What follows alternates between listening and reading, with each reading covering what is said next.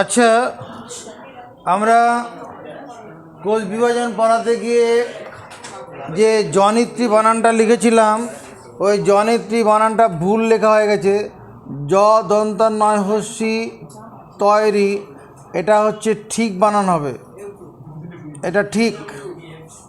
আর আমরা বলতে জ, এটাই তো লিখেছি।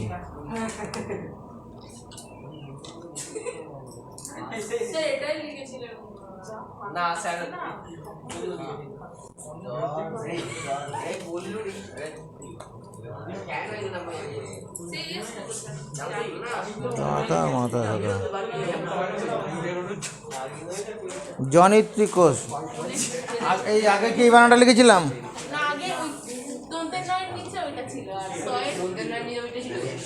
জনিত্রী এই বানানটা ঠিক আছে, জনিত্রী এই বানানটা ঠিক আছে। জ দন্ত নয় হস্যি তৈরি, জনিত্রী এই বানানটা ঠিক। আগে যে বানানটা লেখা হয়েছিল জ দন্ত নয় রি তয় হস্যি, যেটা লিখে থাকে এটা ভুল ছিল, এটা ভুল, এই বানানটা ঠিক আছে। আচ্ছা, আমরা কোষ বিভাজনের যেটা পড়ছি, কোষ বিভাজনের গুরুত্বটা কোথায় এটা প্রথমে পড়ি। কোষ বিভাজনের গুরুত্ব, কোষ বিভাজনের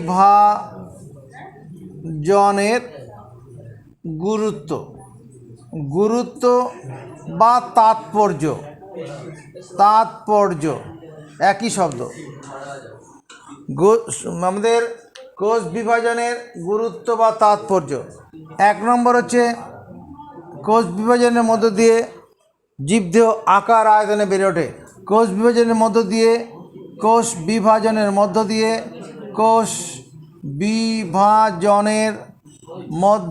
কী হয়, মধ্য দিয়ে জীবদেহের বহুকোষী জীবদেহ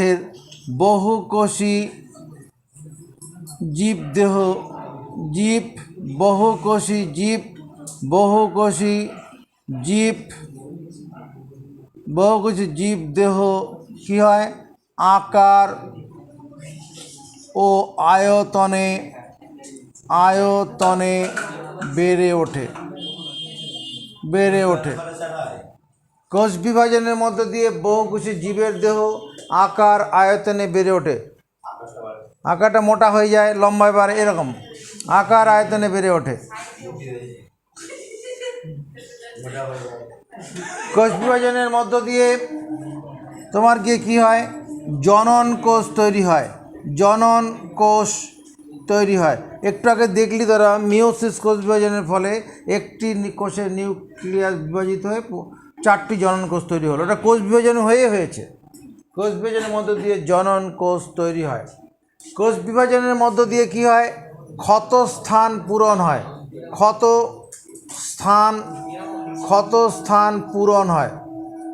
স্থান পূরণ কীরকম, মনে করো কোনো ছোটোখাটো কোনো দুর্ঘটনাজনিত কারণে কোনো ক্ষত হয়ে গেছে, ছড়ে গেছে, চিড়ে গেছে কোনো জায়গা, সেটা পরে কোষ বিভাজন হয়ে ওই জায়গাটা ভরাট হয়ে যায়। তো এটা হচ্ছে ক্ষতস্থান পূরণ। আবার কোষ বিভাজনের মধ্যে দিয়ে কী হয়, তোমার পরিস্ফুটন ঘটে। পরিস্ফুটন ঘটে মানে এখানে ভ্রূণের পরিস্ফুটন ঘটে। মানে ভ্রূণটা কীরকম, তোমার যখন বহুকোষী জীবের জীবন শুরু হয়, একটা ছোট্ট মাংসপিণ্ড, যে মাংসপিণ্ডটা কি তোমার ওই ডিম্বাণু, যেটা মায়ের দেহ থেকে আসে, ডিম্বাণু, এটা যে ডিম্বাণু আর তোমার এটা যে শুক্রাণু, এদের মিলনের ফলে তৈরি হয় কি, একটা জাইগোট তৈরি হয়, 2n জাইগোট। ডিম্বাণু এবং শুক্রাণু মিলনের ফলে যে কোষটা তৈরি হয় সেটা জাইগোট। এই জাইগোটটা তারপরে মানে বিভাজিত হয়ে ভ্রূণ তৈরি করে। ভ্রূণ মানে একটা মাংসের দলা, বড় একটা মাংসের দলা তৈরি হয়। আমার মুখ দিয়ে কথা শুনতে পেয়েছিস? ব্যাস, আর বেশি এখানে ভাষাভাষি করতে যাবি না। এই যে জায়গোটটা এরপরে আরও ভাঙবে, এটা তো একটা কোষ তৈরি হতো, এই কোষটা এবার সমবিভাজন হবে, মাইটোসিস বিভাজন হতে থাকবে, হয়ে একটা মাংসের দলা তৈরি হবে। ওই মাংসের দলাটাকে আমরা ভ্রূণ বলছি, এবং ওই ভ্রূণটা তারপরে কি করবে, পরিস্ফুটন করে। পরিস্ফুটন করে ওই ভ্রূণটা থেকে চোখ বেরোবে, চোখ তৈরি হবে, হাত তৈরি হবে, মাথা তৈরি হবে, নাক তৈরি হবে, সব এগুলো অঙ্গগুলো তৈরি হবে মাংসের দলাটা থেকে। মাংসের দলাটা হচ্ছে ভ্রূণ, সেখান থেকে পরিস্ফুটন হওয়া মানে কি, ওই হাত পা চোখ নাক এগুলো সব ফুটে ওঠা।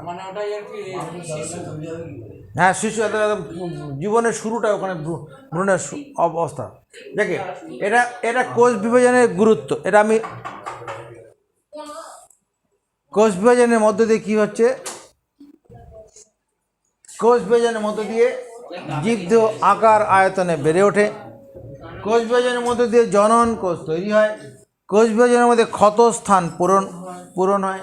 কোষ বিভাজনের মধ্যে ভ্রূণের পরিস্ফুটন হয়। এটা আমি বোর্ডে লিখলাম না, উত্তরগুলো তোমাকে মোবাইলে দিয়ে দেওয়া হবে। এরপরে এটা তো কোষ বিভাজনের তাৎপর্য হলো।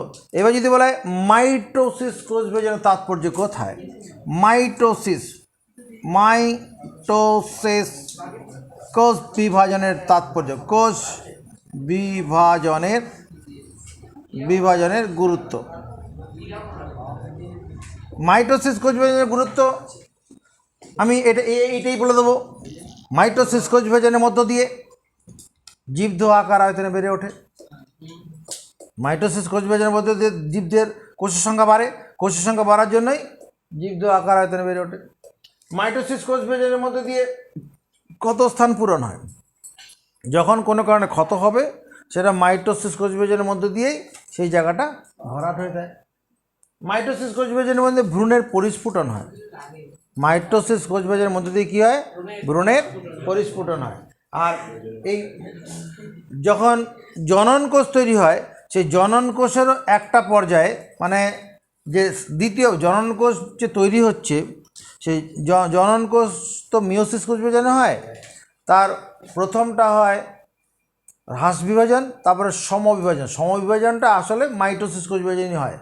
ওই মিওসিস কোষ বিভাজন হতে গেলেও মাইটোসিস কোষ বিভাজন প্রয়োজন হয়, কারণ মিওসিস কোষ বিভাজনের যে দুটো ধাপে হয়, প্রথম ধাপে হয় হ্রাস বিভাজন, তারপরে সমবিভাজন। এই সমবিভাজনটাই আসলে মাইটোসিস কোষ বিভাজন। এবার আমরা মিওসিস কোষ বিভাজন যেটা আছে, এর গুরুত্বটা একটু জানার চেষ্টা করি। মিওসিস কোষ বিভাজনের গুরুত্ব। মিওসিস কোষ বিভাজনের গুরুত্ব।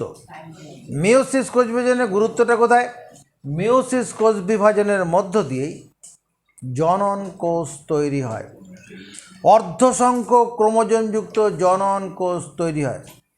মিওসিস কোষ বিভাজনের মধ্য দিয়ে কী হয়? অর্ধসংখ্যক ক্রোমোজোমযুক্ত জনন কোষ বা গ্যামেট তৈরি হয়। মনে কর মানে এটা যে ডিম্বাণু তৈরি হলো, এটা ডিম্বাণু, এর ডিম্বাণুর ক্রোমোজোম সংখ্যা n। আবার মনে কর একটা শুক্রাণু তৈরি হয়েছে, এরও ক্রোমোজোম সংখ্যা কি? শুক্রাণু, এরও ক্রোমোজোম সংখ্যা কত? n। ডিম্বাণুর ক্রোমোজোম সংখ্যা n আছে, শুক্রাণুর ক্রোমোজোম সংখ্যা n আছে। তাহলে এদের যখন মিলন হবে, মানে মিলনটাকে বলে নিষেক। শুক্রাণু ডিম্বাণু মিলনকে নিষেক বলে। নিষেকে বলে জাইগোট তৈরি হলো। এই জাইগোট যেটা হয় তাদের ক্রোমোজোম সংখ্যা 2n হয়। যে ক্রোমোজোমটা কি হয়, যে দেহ মাতৃকোষের যে ক্রোমোজোম, সেই সংখ্যাটা পেয়ে যায়। অর্থাৎ মানুষ থেকে তখন মানুষেরই সৃষ্টি হবে। যদি এটা মিওসিস কোষ বিভাজন না হতো, তাহলে পরে কি হতো, তোমার জনন কোষের যদি ক্রোমোজোম সংখ্যা অর্ধেক না হতো, তাহলে ডিম্বাণু শুক্রাণু মিলনের ফলে অন্য কোনো প্রজাতির জীব সৃষ্টি হতো। তা তো হয় না, মানুষ থেকে মানুষেরই হয়। গরুর বাচ্চা, মায়ের থেকে গরুরই বাচ্চা তৈরি হয়। কারণ ওখানে যে জনন কোষ যেগুলো তৈরি হয়, সেই জনন কোষের ক্রোমোজোম সংখ্যা মাতৃকোষের ক্রোমোজোম সংখ্যার অর্ধেক থাকে। অর্ধেক থাকার ফলে কী হয়, বাবার অর্ধেক মায়ের অর্ধেক ক্রোমোজোম মিলে আবার মানে ওই মায়ের যে দেহকোষের ক্রোমোজোম সেটা পেয়ে যায়। এটা একটা গুরুত্ব। মিওসিস কোষ বিভাজনের ফলে আরেকটা গুরুত্ব যেটা হচ্ছে, ওখানে ক্রোমোজোমের দেহাংশের বিনিময় ঘটে। ক্রোমোজোমের ক্রসিং ওভার ঘটে। পরে পড়াবো আমি। ক্রসিং ওভার ঘটে। এই ক্রোমোসোমিক ব্যবহারের ফলে কি হয়, তোমার পিতৃমাতৃ বৈশিষ্ট্যের মিশ্রণ ঘটে। অতএব অপত্যের মধ্যে ওই যে নতুন যে অপত্য জন্ম নেয়, বাবারও গুণ থাকে ওর চলে যায়, মায়েরও গুণ ওর মধ্যে প্রকাশিত হয়। ওই তো পিতৃমাতৃ বৈশিষ্ট্য দুজনেরই গুণের প্রকাশ থাকে, এরকমও হয়। সবসময় যে বাবারই সব গুণ পায় তা তো নয়, মায়েরও গুণ থাকে। আমরা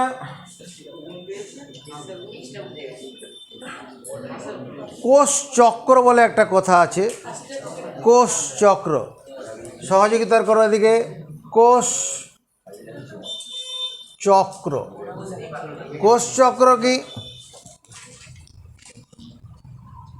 কোনো একটি কোষ তৈরি হওয়ার পর, কোনো একটি কোষ তৈরি হওয়ার পর সেই কোষটি পরিণত হয়ে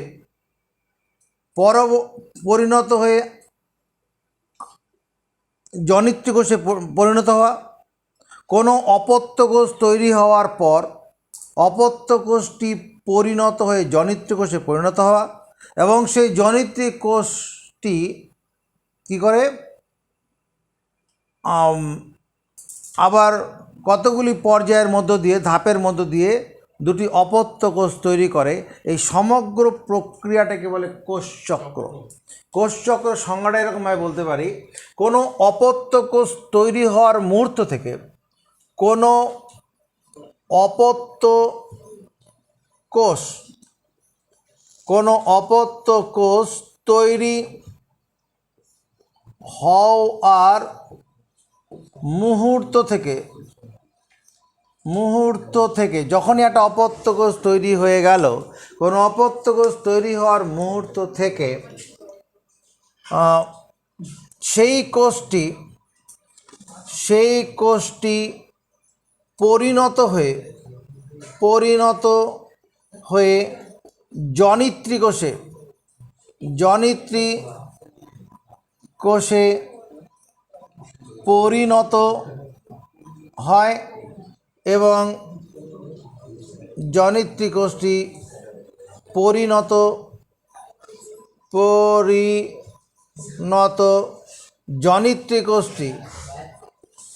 জনিত্রী কোষটি বিভাজিত হয়ে জনিত্রী কোষটি কতগুলি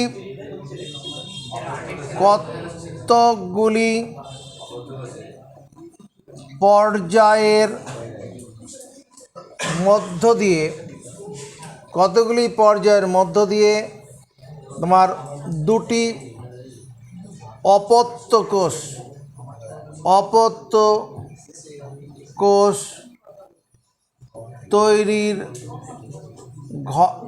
তৈরির সমগ্র ঘটনাকে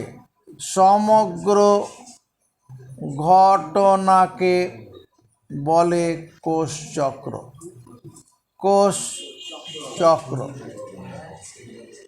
অপত্যয় ফেলা। কোনো অপত্য কোষ তৈরি হওয়ার মুহূর্ত থেকে যখনই একটা কোষ তৈরি হলো, ঠিক আছে, তো তৈরি হওয়ার থেকে সেই কোষ পরিণত হয়ে জনিত্রী কোষে পরিণত হয়। কোনো অপত্য কোষ তৈরি হওয়ার মুহূর্ত থেকে সেই কোষ পরিণত হয়ে জনিত্রী কোষে পরিণত হওয়া, এবং পরিণত জনিত্রী কোষটি কতগুলি পর্যায়ের মধ্য দিয়ে দুটি অপত্য কোষ তৈরি পর্যন্ত সমগ্র ঘটনাকে বলে কোষচক্র। একটা কোষ ভেঙে দুটো কোষ হলো, এদিকে দেখ, এই একটা কোষ 2n আছে, এটা ভেঙে কি হলো, দুটো কোষ হলো। এটা হচ্ছে মানে অপত্য কোষ, অপত্য কোষ এটা প্রথমে হলো, এটা জনিত্রী কোষ, সব ঠিক আছে।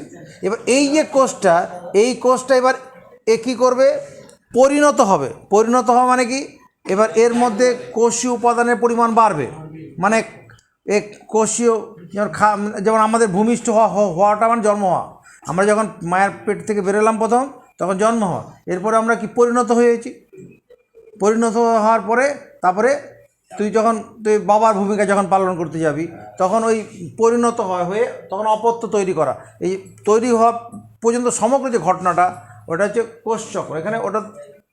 এখানে ব্যাপারটা হচ্ছে এই যে কোষটা তৈরি হলো, অপত্য কোষটা, এই কোষটা এবার কী করবে, এরকম জনিত্রী কোষ হবে। এই জনিত্রী কোষটা আকারে বড় ছিল, এরকম বড় কোষ হবে, পরিণত হবে।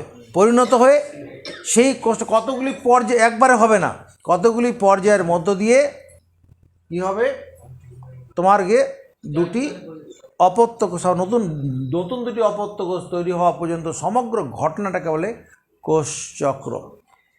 এই কোষচক্রটা দুটো কোষচক্র যেটা বলছি আমরা কোষচক্র, এটা তিনটে ধাপে সম্পন্ন হয়।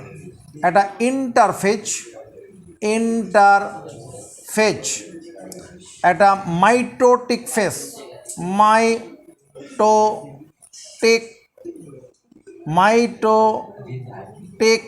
মাইটোটিক ফেজ, আর সাইটোকাইনেসিস।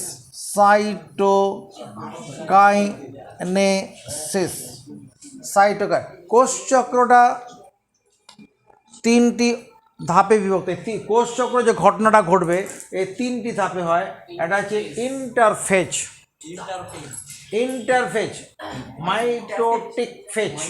মাইটোটিক ফেজ আর সাইটোকাইনেসিস বা সাইটোপ্লাজমের বিভাজন। যেটা ইন্টারফেজ বলছি, এই দশাতে দুটি নতুন কোষ তৈরি হয় না। শুধু এই দশাতে কি হয়, শুধু খাদ্য খেয়ে খাদ্যের উপাদান পেয়ে পেয়ে একটা পূর্ণাঙ্গ দেহ পরিণত হয়, মানে অপত্য জন্ম দেওয়ার মতো নিজেকে তৈরি করে। ইন্টারফেজ দশায় কী হয়, মানে অপত্যটা যাতে নতুন অপত্য জন্ম দিতে পারে সেই পরিণত অবস্থায় আসে। ভূমিষ্ঠ একটা ছোট বাচ্চা, মেয়ে একটা বাচ্চা জন্ম নিল, সে এবার কী, তার বিয়ে দেওয়া পর্যন্ত যে সময়টা, তাদের খাদ্য খেয়ে তার শরীর আকার আয়তনে সামগ্রিক বৃদ্ধি হয়েছে, তো ওই রকম হওয়া পর্যন্ত সময়টা হচ্ছে ইন্টারফেজ। তারপরে সে যখন জন্ম দিতে যাচ্ছে তখন মাইটোটিক ফেজ হবে। মাইটোটিক ফেজ, তারপরে যখন সাইটোকাইনেসিস হচ্ছে সাইটোপ্লাজম বিভাজন, মানে ওই পুরো জন্ম দেওয়ার ব্যাপারটা চলে আসবে। ওখানে এটার সঙ্গে ওটা মিলবে না, ওটার সঙ্গে এটা মিলবে না। এখানে অপত্য, এখানে ইন্টারফেজ ব্যাপারটা কি, একটা ছোটো বাচ্চা জন্ম নিল, মেয়ে বাচ্চা জন্ম নিয়েছে, এবার সে পরিণত হচ্ছে যতদিন পর্যন্ত, সেই সময় তার সে জন্ম দিচ্ছে না, তো সেইটা হচ্ছে ইন্টারফেজ। এখানে কোষের বিভাজনের ক্ষেত্রে একই ঘটনা। এই কোষচক্রটা কী হয়, তিনটা দশা সম্পর্ক, ইন্টারফেজ, মাইটোটিক ফেজ আর সাইটোকাইনেসিস। ইন্টারফেজ দশায় কোষ বিভাজিত হয় না, কোষটা শুধু কোষটি বিভাজিত হওয়ার জন্য নিজেকে তৈরি করে, কোষটি বিভাজিত হওয়ার জন্য নিজেকে তৈরি করে। এই ইন্টারফেজ দশাতে আসতে, ইন্টারফেজ দশায় আরও তিনটি ঘটনা ঘটে। এই প্রথমটা হচ্ছে G1, আর হচ্ছে S, আর হচ্ছে G2, G1, S, G2। এই ইন্টারফেজ দশাতে তিনটি ঘটনা ঘটে, G1 দশা, S দশা, G2 দশা। G1 দশা, G1 দশাতে ওই রাইবোজোম, প্রোটিন, এরকম কিছু উপাদান, ওই যখনই একটা অপত্য কোষ তৈরি হলো তখন ওর মধ্যে কিছু প্রোটিন, কিছু রাইবোজোম ওর মধ্যে জমা হয়। সংশ্লেষ দশা, যখন এস দশা যখন শুরু হচ্ছে, এস দশাতে কী হয়, তোমার ক্রোমোজোম যেটা আছে, নিউক্লিয়াসের ভিতরে তো ক্রোমোজোম থাকে, ওই ক্রোমোজোমটা ডাবল হয়ে যায়। মানে ক্রোমোজোম যদি মনে কর মানে ডাবল হয়, মানে ক্রোমোজোম সংখ্যায় ডাবল হয় না, ক্রোমোজোমের দৈর্ঘ্যের দিক থেকে ডবল হয়ে যায়। মানে দৈর্ঘ্যে প্রস্থ, মানে যদি মনে কর আগে মনে কর 1 সেমি থাকে, ওটা 2 সেমি হয়ে যায়। ক্রোমোজোমটা দৈর্ঘ্য যদি মনে কর আগে 1 সেমি হয়ে জন্মগ্রহণ করে, পরে ওটা বেড়ে 2 সেমি মতো হয়ে যায়। এটা হচ্ছে দ্বিত্বকরণ ঘটে, ক্রোমোজোমের দ্বিত্বকরণ ঘটে এস দশাতে। আর G2 দশাতে কী হয়, বিভিন্ন কোষীয় অঙ্গাণুর সংশ্লেষ ঘটে। মানে বিভিন্ন কোষীয় অঙ্গাণু বলতে ওই মাইটোকন্ড্রিয়া, গলগি বস্তু, প্লাস্টিড থাকলে উদ্ভিদের ক্ষেত্রে প্লাস্টিড, এইগুলোর কোষীয় অঙ্গাণুগুলো G2 দশাতে তোমার সংশ্লেষিত হয়। এরপরে আমার এটা ইন্টারফেস দশা এই ঘটনাগুলো ঘটে। এরপরে যখন আসে মাইটোটিক ফেজ, এই মাইটোটিক ফেজটা 4টি উপদশায় বিভক্ত। মাইটোটিক ফেজটা 4টি উপদশায় বিভক্ত। প্রথমটা হচ্ছে প্রোফেজ, মেটাফেজ,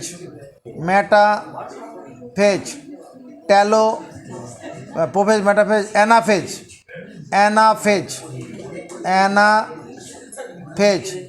টেলোফেজ।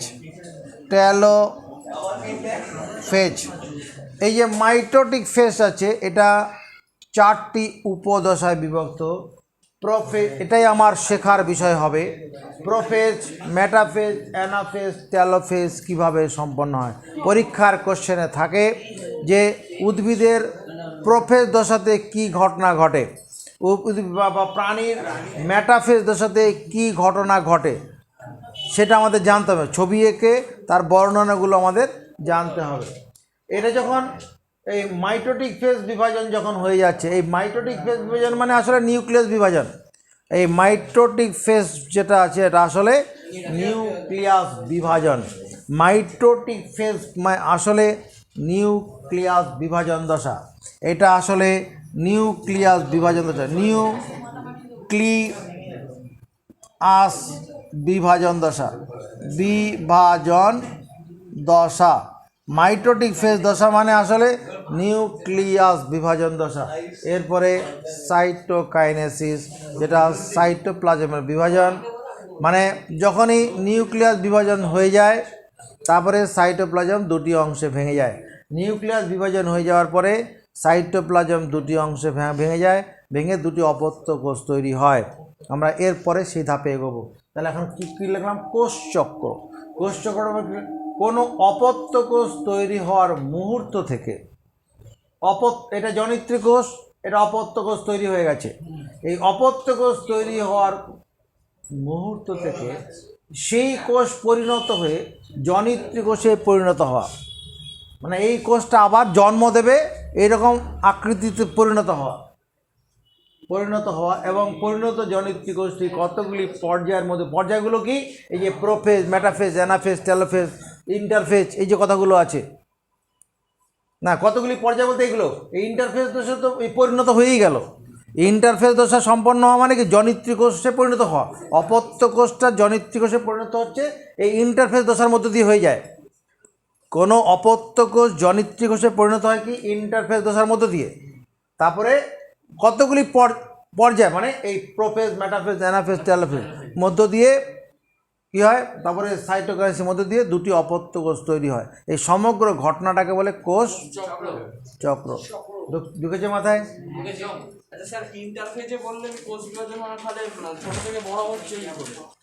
কোষীয় উপাদান সঞ্চয় হয়ে পড়ে।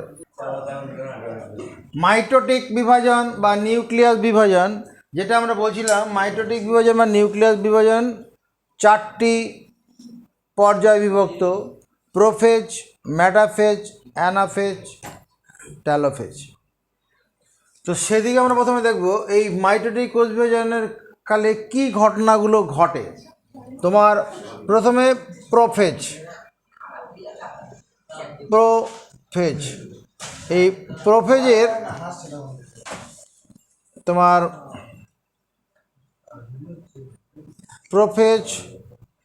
প্রোফেজের আগে একটা কাজ করি।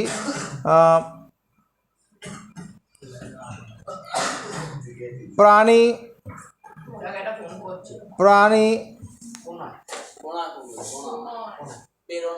ও ঠিক আছে, থাক। প্রাণী ও ঠিক আছে, তুই তোর ফোন করে বলে দে আমি এখানে এসেছি। প্রাণী ইন্টারফেজ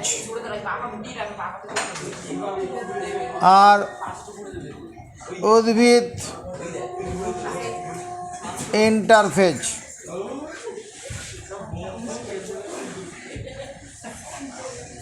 প্রাণী ইন্টারফেজ, দরজাটা ভিজিয়ে দে। প্রাণী ইন্টারফেজ বা উদ্ভিদ ইন্টারফেজ, দরজাটা বন্ধ করে দে। প্রাণী ইন্টারফেজ বা উদ্ভিদের ইন্টারফেজ, এদিকে সহযোগিতার হাত বাড়াও। প্রাণী ইন্টারফেজ দশাতে প্রাণী কোষটা কেমন দেখতে হয় আমার সঙ্গে সঙ্গে এঁকে নেওয়া যাক।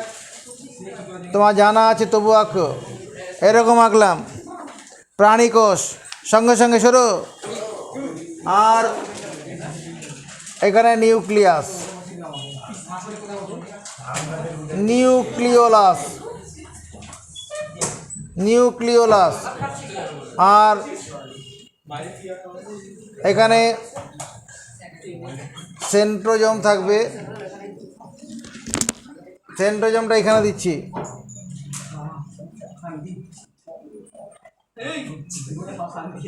সেন্ট্রোজোম আর নিউক্লিওজালিকা,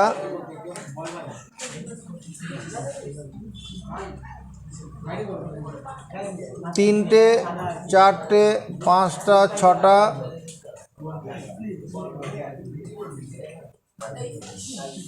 10খানা দাগ দিলাম। এটা যা প্রাণী,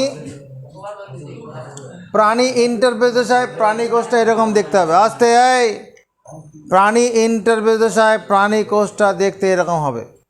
যখন উদ্ভিদ ইন্টারফেসের কথা বলবো, উদ্ভিদ ইন্টারফেসটা দেখতে কেমন হবে?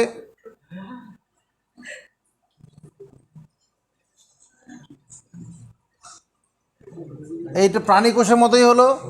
আর এখানে কি করছি, কোষ পাঁচি রেখে দিচ্ছি।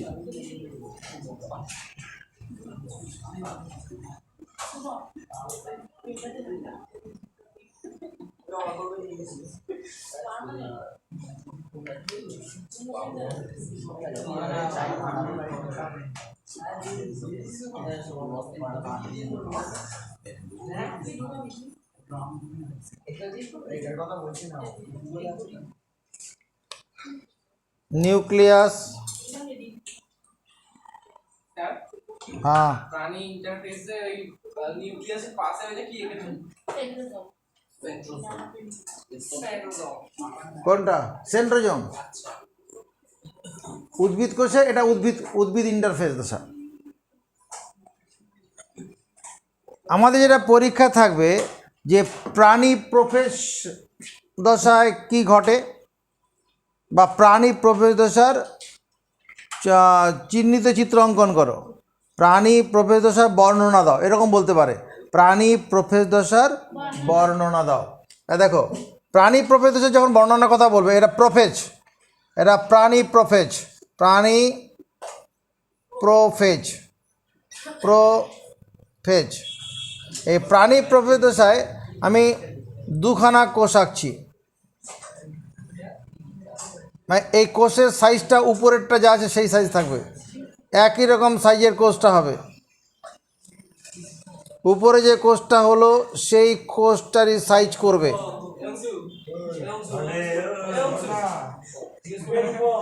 বল না বেরোবি আজকে? বেরোবো কখন? আমাদের সাথে, তোদের সাথে তো আজকে ফোন করবি তাহলে 7টার সময় বেরোবো।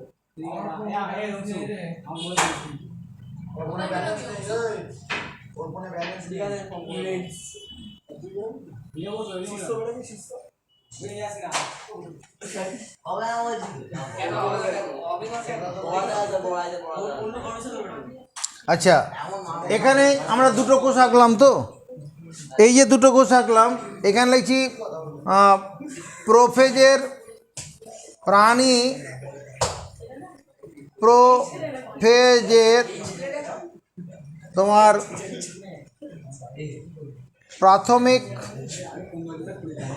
প্রাথমিক পর্যায় আর হচ্ছে অন্তিম পর্যায়। প্রোফেজের অন্তিম পর্যায়, প্রোফেজের অন্তিম পর্যায়। এই প্রাণী প্রোফেজের প্রথম পর্যায় আর অন্তিম পর্যায়, ব্যাপারটা কি বলতে চাইছি আমি? এই যে নিউক্লিয়াসটা যেটা আছে, নিউক্লিয়াসের জল বিয়োজন ঘটে। এই নিউক্লিয়াসের মধ্যে নিউক্লিয় রস আছে, তো নিউক্লিয় রসটা ওখান থেকে শুকিয়ে যায়, শুকিয়ে গিয়ে কী হয়, যে নিউক্লিয় জালক থেকে নির্দিষ্ট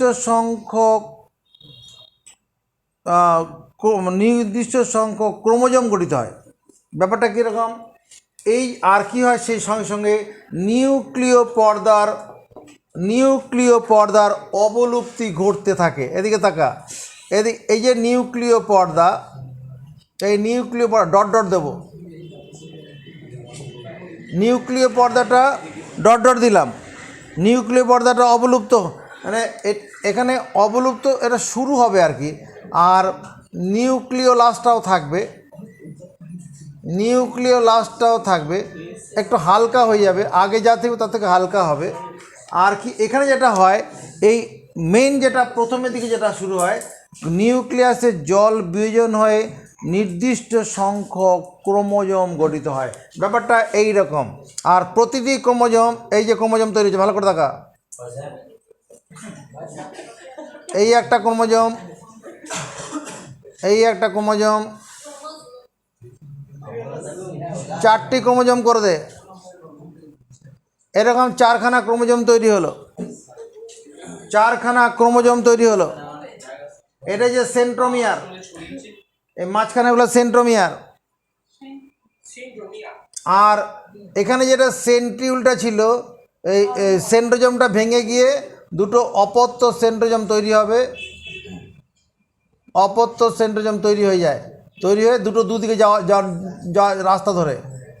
এখানে সেন্ট্রোজোমটা ভেঙে গিয়ে দুটি অপত্য সেন্ট্রোজোম তৈরি হয় এবং দুই মেরুর দিকে যাওয়া শুরু করে দেয়।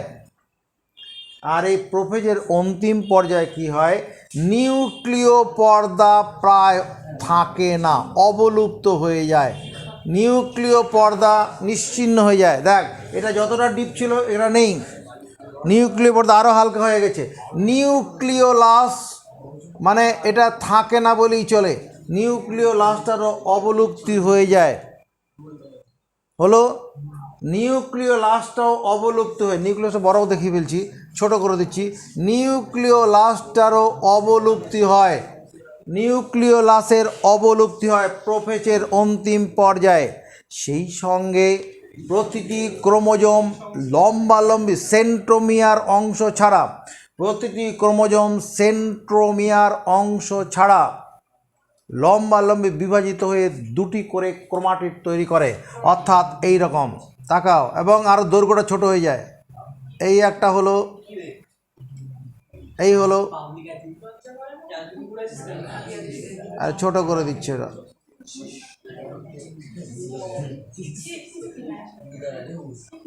এই একটা হলো,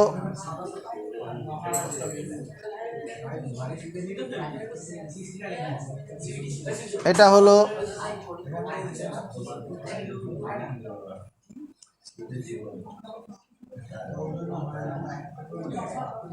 তাহলে কি হলো, এই যে ক্রোমোজোমগুলো হলো, প্রতিটি ক্রোমোজোম আরও দৈর্ঘ্যে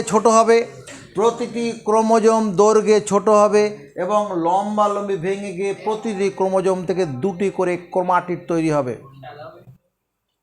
সেই সঙ্গে এই যে অপত্য সেন্ট্রোজোম যেটা তৈরি হয়েছে, মানে সেন্ট্রোজোমটা যেটা ভাঙা শুরু হয়েছিল, ভেঙে কী হবে, এই অপত্য সেন্ট্রোজোমগুলো কী করবে, দুই মেরুতে চলে যাবে, মানে এই মেরুতে, এখানে চলে যাবে, এই যে মেরুতে, একটা উত্তর মেরুতে চলে যাবে আর একটা দক্ষিণ মেরুতে চলে আসবে।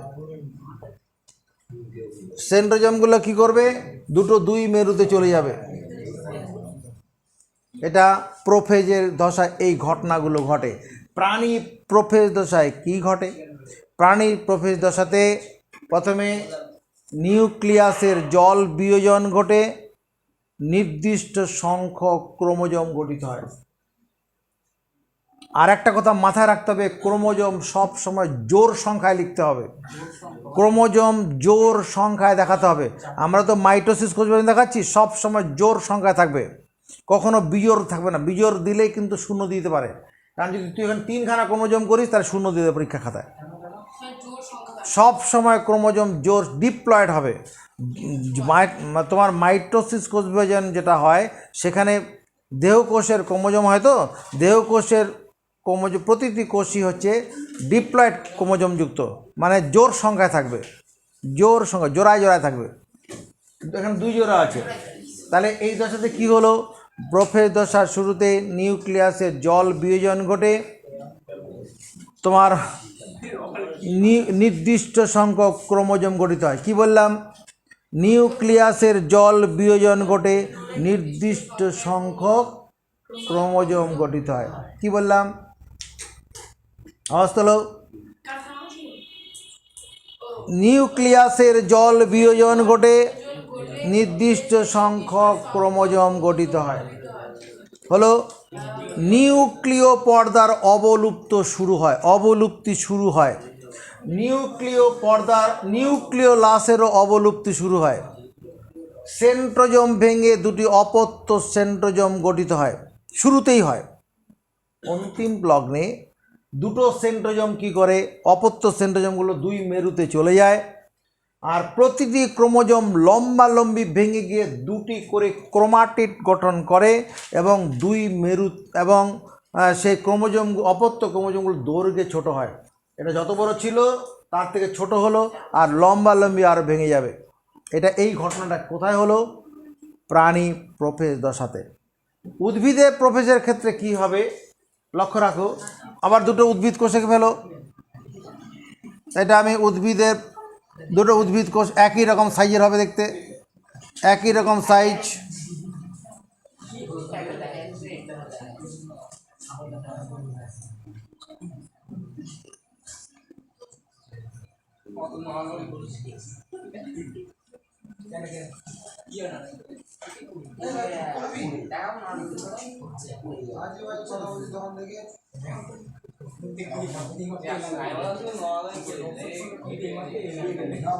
হয়ে গেছে একা।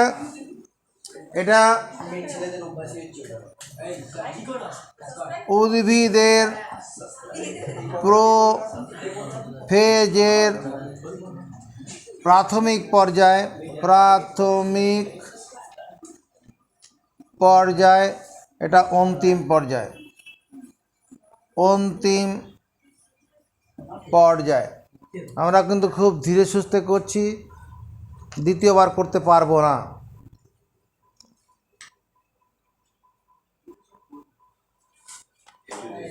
এটা প্রাণী প্রোফেজ হয়ে গেল।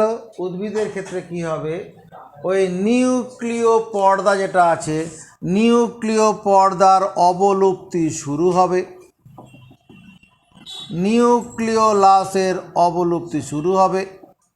নিউক্লিয়াসের জল বিয়োজন ঘটে, নির্দিষ্ট সংখ্যক ক্রোমোজোম গঠিত হবে। তোমার নির্দিষ্ট সংখ্যক ক্রোমোজোম, এখানে একটা কাজ কর, 6টা ক্রোমোজোম করে দে। উদ্ভিদের কোষে ক্রোমোজোম যা হবে, প্রাণীর ক্ষেত্রে আলাদা হবে, তো সমান হবে না। 6খানা ক্রোমোজোম করলাম। উদ্ভিদ, প্রাণী কোষে ক্রোমোজোম 4টা দেখিয়েছি, উদ্ভিদের 6টা, সমান দেখাবো না, ক্রোমোজোম সংখ্যা আলাদা, প্রতিটি প্রজাতি অনুসারে ক্রোমোজোম সংখ্যা আলাদা থাকে। এরপরে এখানে তার সেন্ট্রোজোম নেই, অর্থাৎ সেন্ট্রোজোম ভাঙার প্রশ্ন আসে না। এরপরে কি হয়, এই দশার শেষে নিউক্লিয় পর্দার অবলুপ্তি ঘটে যায়, নিউক্লিয় পর্দা নেই, মানে নিশ্চিহ্ন হওয়ার পথে আর কি। নিউক্লিওলাস এটাও থাকে না। এখানে নিউক্লিওলাস যতটা দেখা যাচ্ছে স্পষ্ট, এখানে একবার অস্পষ্ট হওয়ার পথে চলে আসবে, ভ্যানিশ হয়ে যাচ্ছে আর কি। আর প্রতিটি ক্রোমোজোম দৈর্ঘ্যে ছোট হবে, প্রতিটি ক্রোমোজোম দৈর্ঘ্যে ছোট হবে এবং সেন্ট্রোমিয়ার অংশ ছাড়া মাঝ বরাবর বিভাজিত হয়ে 2টি করে ক্রোমাটিড যুক্ত হয়। তার মানে এইরকম ঘটনাটা, এই তাকাও, এই একটা হলো, এই একটা হলো, এই একটা হলো, এই একটা হলো, এই